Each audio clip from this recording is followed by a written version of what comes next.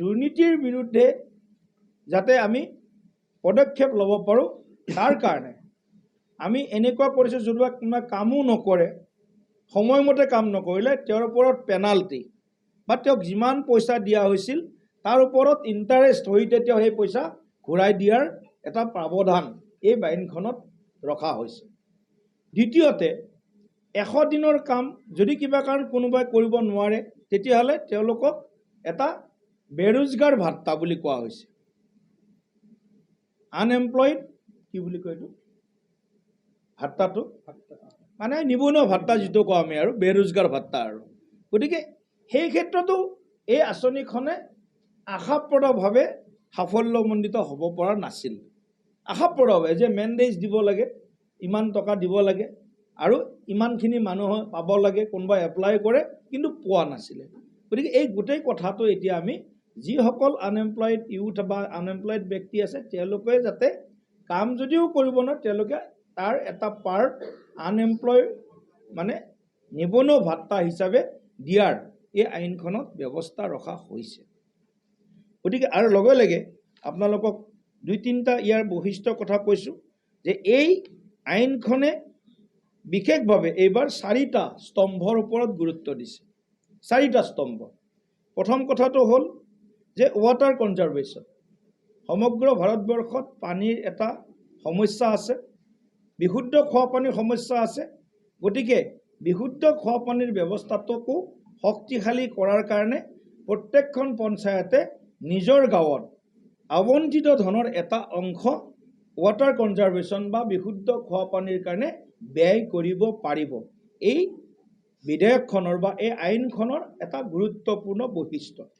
দ্বিতীয় হৈছে গাঁৱৰ আন্তঃগাঁথনি নিৰ্মাণ। কেৱল মাত্ৰ ৰাস্তাই নহয়, গাঁৱত বিভিন্ন আন্তঃগাঁথনিৰ প্ৰয়োজন আছে। ক'ৰবাত কমিউনিটি হল লাগে, ক'ৰবাত এখন বিদ্যালয়ত এটা সৰু চাইকেল ষ্টেণ্ডেই লাগে, কথাটো কৈছোঁ ভিতৰত। এনেকুৱা যিবিলাক আঁচনিৰ সীমাবদ্ধতা আছিল সেই আঁচনিৰ সীমাবদ্ধতাৰ পৰিসীমা বৃদ্ধি কৰি গ্ৰামাঞ্চলত আন্তঃগাঁথনি বিকাশৰ কাৰণেও এই আঁচনিখনৰ পৰা অনুমোদিত ধনেৰে সেই গাঁৱৰ আন্তঃগাঁথনি নিৰ্মাণৰ কামত ব্যৱহাৰ কৰিব পাৰিব। গাঁও সভাই প্ৰস্তাৱ ল'লে সেই প্ৰস্তাৱ কাৰ্যকৰী কৰিব পাৰিব। দ্বিতীয় বিষয়। তৃতীয় বিষয় হ'ল গ্ৰামাঞ্চলত আমাৰ কৃষকসকলৰ কাৰণেও কিছু আন্তঃগাঁথনি লাগে। FPC আছে, FPO আছে, তেওঁলোকক ক'তো বহাৰ জেগা নাই, তেওঁলোকক বিভিন্ন ধৰণে অন্য সা সুবিধা লাগে, ক'ৰবাত কমিউনিটি ছাৰ্ভিচ চেণ্টাৰ লাগে ইত্যাদি। কৃষকৰ কাৰণে আৰু তাত কাম কৰা আমাৰ যিবিলাক মহিলা যিবিলাক সেল্ফ হেল্প গ্ৰুপছ আছে গ্ৰামাঞ্চলত বা মহিলা সবলীকৰণৰ ক্ষেত্ৰত কাম কৰি থকা বিভিন্ন যি সংগঠন আছে তেওঁলোকৰ কাৰণেও আন্তঃগাঁথনি নিৰ্মাণৰ ক'ৰবাত হয়তো কেতিয়াবা এনেকুৱা বহুত মহিলা আহে যিবিলাক মহিলাক বিশেষ কিছু সুবিধাৰ প্ৰয়োজন হয়। গতিকে সেই সুবিধাখিনি প্ৰদান কৰাৰ বাবে এই আইনখনত উল্লেখনীয়ভাৱে এই ব্যৱস্থাটো ইয়াত সন্নিৱিষ্ট বা সমাহিত কৰা হৈছে।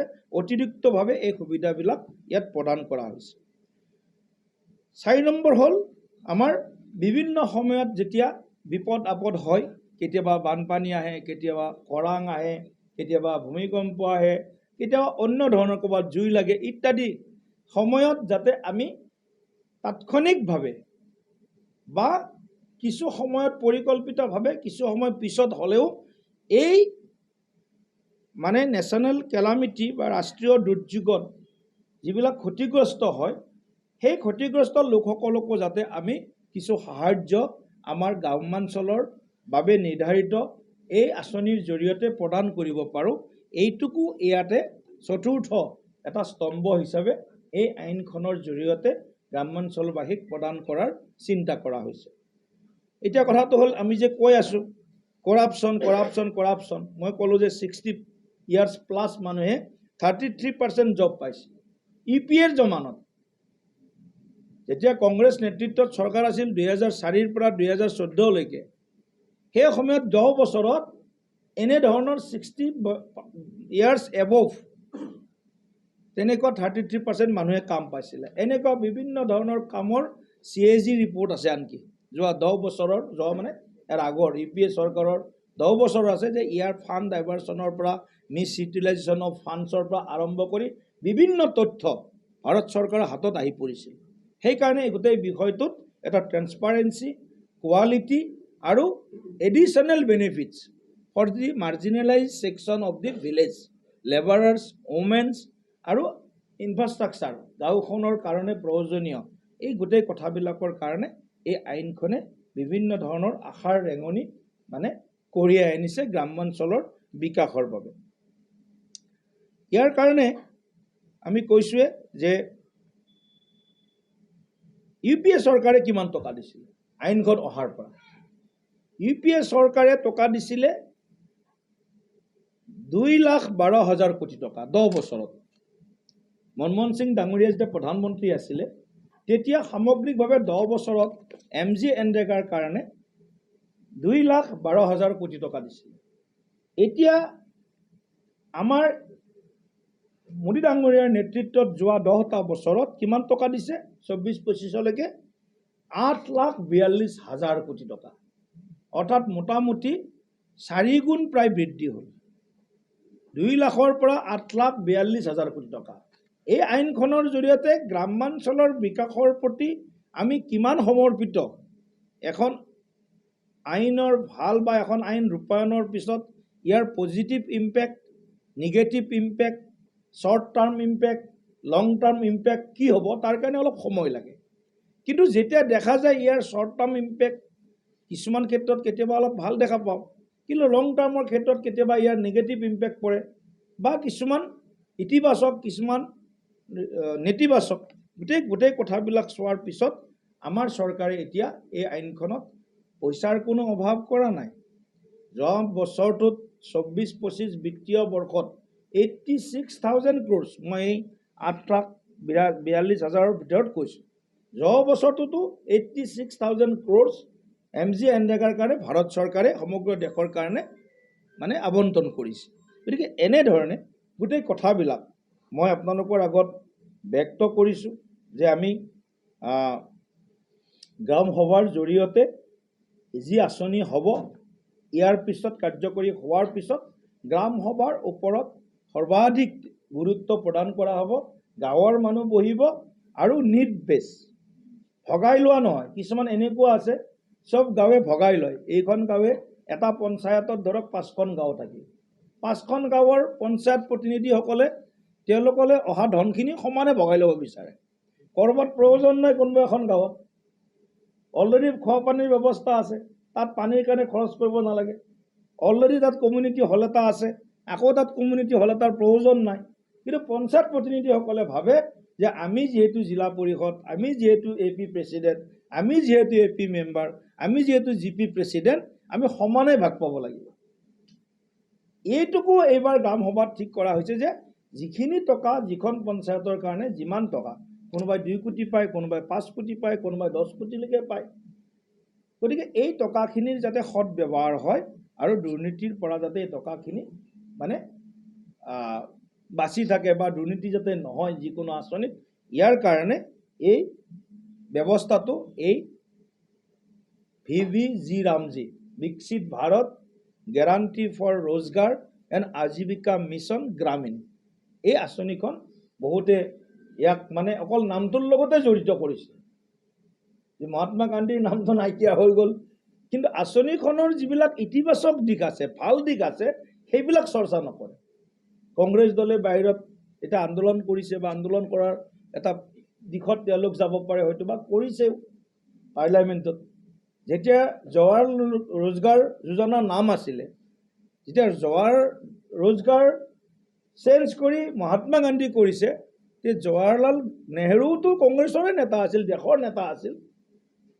তেওঁলোকেও সেইটো মানে বিচাৰিলে যে যদি গান্ধীজীৰ নামটো লওঁ তেতিয়াহ'লে তেওঁলোকৰ আঁচনিখন হয়তো আৰু বেছি সম্প্ৰসাৰণ হ'ব পাৰে, তেওঁলোকৰ চিন্তা আছিল। আমাৰ চিন্তা হ'ল কেৱল নামেৰে নহয় কামেৰে, নামদাৰ নহয় কামদাৰ। পূজ্য বাপুৰ প্ৰতি সম্পূৰ্ণ শ্ৰদ্ধা, তেওঁৰ আদৰ্শৰ প্ৰতি যদি কোনোবা প্ৰধানমন্ত্ৰী, কোনোবা চৰকাৰে একেবাৰে সমাজৰ দুৰ্বল শেষৰজন ব্যক্তিক যদি কোনোবাই চোৱাৰ প্ৰয়াস কৰিছে, তেওঁলোকৰ সামাজিক অৰ্থনৈতিক নিৰাপত্তাৰ কথা যদি কোনোবা চৰকাৰে চিন্তা কৰিছে, এই চৰকাৰখন হৈছে প্ৰধানমন্ত্ৰী নৰেন্দ্ৰ মোদী ডাঙৰীয়াৰ নেতৃত্বৰ বিজেপি নেতৃত্বৰ NDA চৰকাৰ। গতিকে এই চৰকাৰখন সদায় দুখীয়া গৰীব ৰাইজৰ লগত সহাৱস্থান কৰি আছে।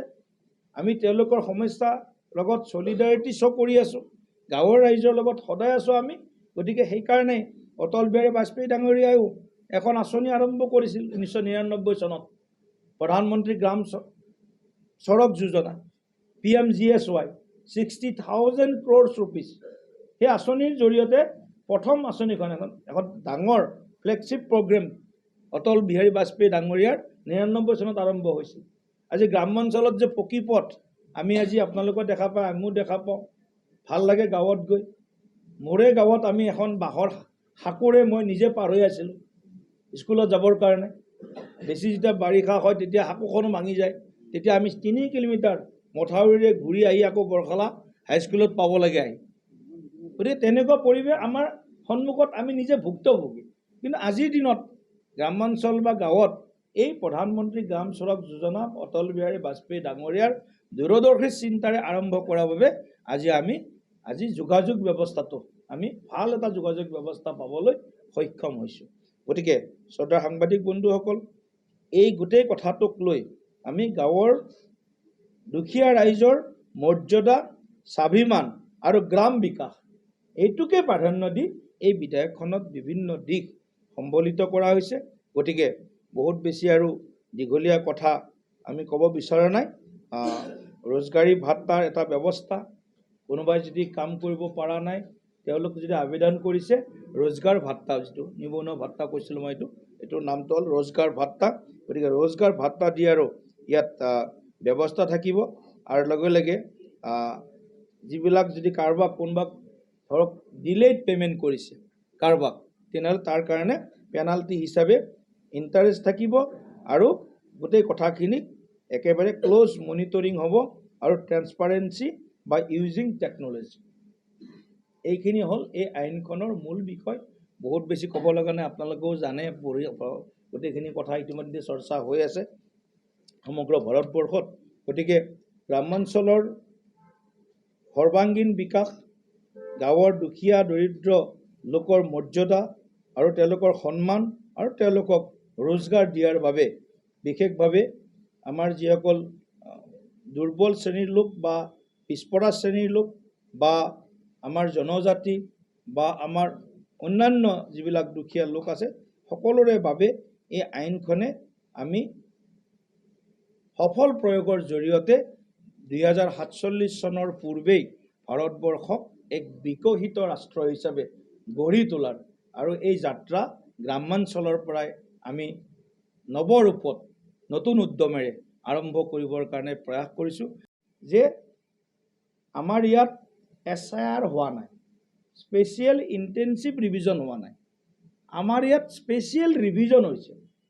গতিকে আমি দাবী কৰিছোঁ অসমত অতি সোনকালে SIR হ'ব লাগে, স্পেচিয়েল ইণ্টেনচিভ ৰিভিউ হ'ব লাগে। ছাৰ আমি বিচাৰিছোঁ, অসন্তুষ্টি নাই। কিন্তু কথাটো হ'ল কি, এই যিটো অখিল গগৈ ডাঙৰীয়া আৰু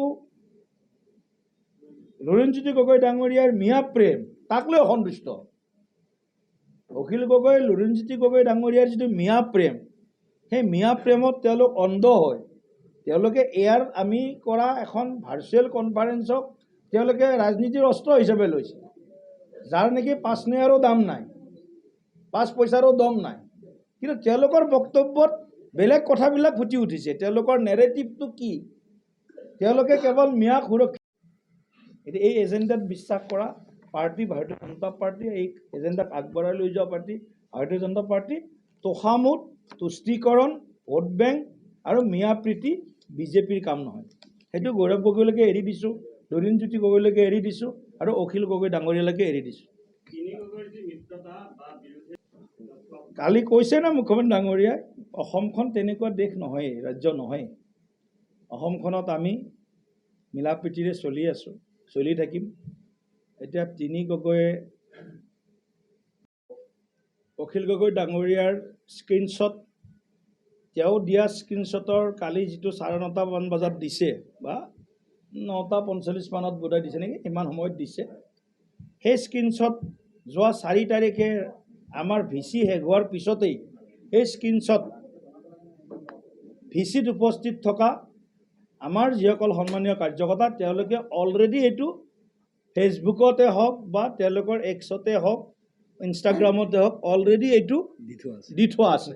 গতিকে অখিল গগৈ ডাঙৰীয়াই মানুহক বুৰ্বক বনাব বিচাৰিছে, প্ৰদৰ্শিত কৰিব বিচাৰিছে। মই আগতেও কৈছোঁ, কালিও কৈছোঁ, অখিল গগৈ ডাঙৰীয়াৰ হাতত যিখিনি তথ্য থকা বুলি কৈছে, এই তথ্যৰ মানে 5 পইচাৰো দম নাই। মই ক'লোঁ নহয় 5 পইচাৰো দাম নাই। আজিকালি 5 পইচাটো নচলে, তথাপিও 5 পইচা আজিকালি আমাৰ মানে এনেকুৱা ধৰণৰ মানুহ আছে যাৰ এনেকুৱা ধৰণৰ কথাৰ কোনো গুৰুত্ব নাই। আমি 5 নয়া বুলি কওঁ নলবাৰীত, 5 নয়াৰো দাম নাই অখিল গগৈৰ বক্তব্যত। আৰু এতিয়া এই যে ইণ্ডিয়া এলায়েন্সৰ নেতাবিলাক, অখিল গগৈ ক'লে 60টা, এওঁ ক'লে 31টা, এওঁলোকে ঠিক কৰি লওক কিমানত আমি নাম কটাব বিচাৰিছোঁ। এটাই হ'ব লাগে ষ্টেটমেণ্ট। কোনোবাই 60টা বুলি কয়, কোনোবাই 31টা বুলি কয়। এইটো কি নাম কটোৱাটো ইলেকশ্যন কমিশ্যনৰ জৰিয়তে, নাম উঠোৱাটো ইলেকশ্যনৰ জৰিয়তে হয়। এইখিনি যদি কমন চেঞ্চ নাথাকে, এওঁলোকতো বিহাৰতো এইবিলাক কথা ওলাইছিলে, বিহাৰত মুখ ঠেকেচা খাই গ'ল। এইবিলাকতো ৰাইজৰ আজি 30 বছৰ ধৰি এখন ভোটাৰ তালিকাত যদি মানুহ নমৰে, 30 বছৰত এখন গাঁৱত 4ৰ পৰা 5জন 10জন মানুহতো মৰিছে না, একেখন ভোটাৰ লিষ্টেই চলি আছে। এনেকুৱা কিছুমান জেগাত এইটো নিৰ্বাচন আয়োগৰো দায়িত্ব, জনতাৰো দায়িত্ব, ৰাজনৈতিক দলৰো দায়িত্ব। ৰাজনৈতিক দলক এইটো সুবিধা নিৰ্বাচন আয়োগে দিছে। BLA 1, BLA 2, BLA 1 এটা এছেম্বলি ছেগমেণ্টৰ কাৰণে আছে, BLA 2 এটা বুথৰ কাৰণে আছে।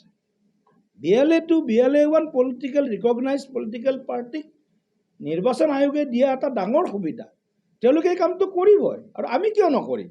আমি ভিচি কৰিম, আমি মিটিং কৰিম, আমাক এখন শুদ্ধ ভোটাৰ তালিকা লাগে। এই আঁচনিখনৰ জৰিয়তে পূৰ্বতে সমগ্ৰ ভাৰতবৰ্ষত ইয়াৰ যিটো চেণ্ট্ৰেল গভৰ্ণমেণ্ট ষ্টেট গভৰ্ণমেণ্টৰ শ্বেয়াৰ আছিলে, সেইটো 90:10 আছিলে। 90:10, 90% চেণ্ট্ৰেল গভৰ্ণমেণ্টে দিব আৰু 10% ষ্টেট গভৰ্ণমেণ্টে নিজৰ শ্বেয়াৰ দিব।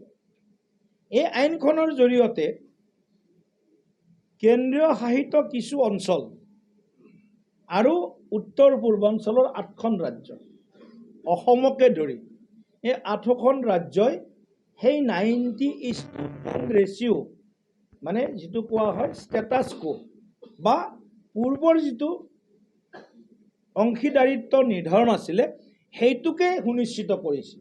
90:10 অসম উত্তৰ পূৰ্বাঞ্চলৰ ৰাজ্যসমূহৰ বাবে একে ৰাখিছে, কিন্তু বাকী ৰাজ্যবিলাকৰ কাৰণে ইয়াৰ শ্বেয়াৰ অংশীদাৰিত্ব 60:40 এই আইনখনৰ জৰিয়তে। কাৰণ বহুতে পইচা দিওঁ, পইচা যিটো মিছ ইউজ হয় বুলি কৈছোঁ। কাৰণ চেণ্ট্ৰেল গভৰ্ণমেণ্টে 90% টকা দিয়াৰ পিছত যিকোনো ধৰণে আঁচনিখিনি ইমপ্লিমেণ্ট হোৱাটো দেখাই দিয়ে। এতিয়া 60% চেণ্ট্ৰেল গভৰ্ণমেণ্টে দিব, 40% দিব ৰাজ্য চৰকাৰবিলাকে। গতিকে এই আইনখনত এইটো এটা মানে আমাৰ কাৰণে, অসমৰ কাৰণে এটা উপহাৰ নৰেন্দ্ৰ মোদী ডাঙৰীয়াই বিশেষভাৱে দিছে। শিৱৰাজ সিং চৌহান ডাঙৰীয়াই, মাননীয় কেন্দ্ৰীয় পঞ্চায়ত গ্ৰামোন্নয়ন বিভাগৰ মন্ত্ৰী, তেখেতে আমাক বিশেষ উপহাৰ দিছে। গতিকে 90:10 অসমৰ বাবে, উত্তৰ পূৰ্বাঞ্চলৰ ৰাজ্যসমূহৰ বাবে সেইটো ইনটেক্ট আছে, সেইটোৰ কোনো হিন দেৰি হোৱা নাই। তাৰ বিপৰীতে বাকী যিবিলাক ৰাজ্য, সেই ৰাজ্যবিলাকত 60:40 ৰেচিঅ'ত হ'ব। বাকী যিটো আপুনি প্ৰশ্ন কৰিলে কামখিনি কেনেকৈ পাম, মই এটাই অনুৰোধ জনাম, এতিয়া আমি ট্ৰেইনিঙৰ ব্যৱস্থা কৰিম। আমি কৰিম মানে চৰকাৰে কৰিব। যিমান ইলেক্টেড ৰিপ্ৰেজেণ্টেটিভ আছে, from GP member to ZP member, জিলা পৰিষদৰ সদস্যৰ পৰা একেবাৰে গাঁও সভাৰ সদস্যজনলৈকে, তেওঁলোকক বিশেষ প্ৰশিক্ষণৰ ব্যৱস্থা হ'ব।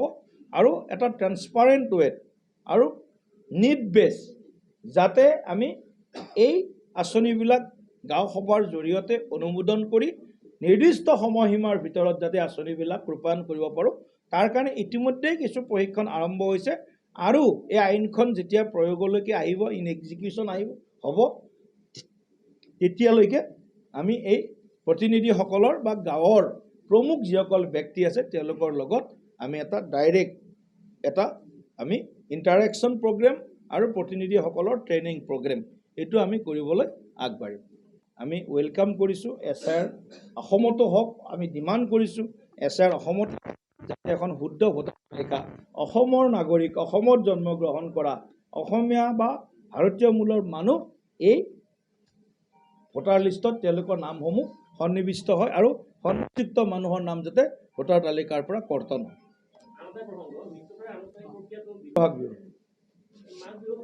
মাঘ বিহুৰ আগত চলিব অলপ খানা চানা খাম, যিহেতু একেলগে অলপ চলপ চলিব, কিন্তু অতি সোনকালে কথাখিনি, কাৰণ আমি গোটেই কথাখিনি পৰ্যায়ক্ৰমে ধাপে ধাপে আগবঢ়াই আছোঁ।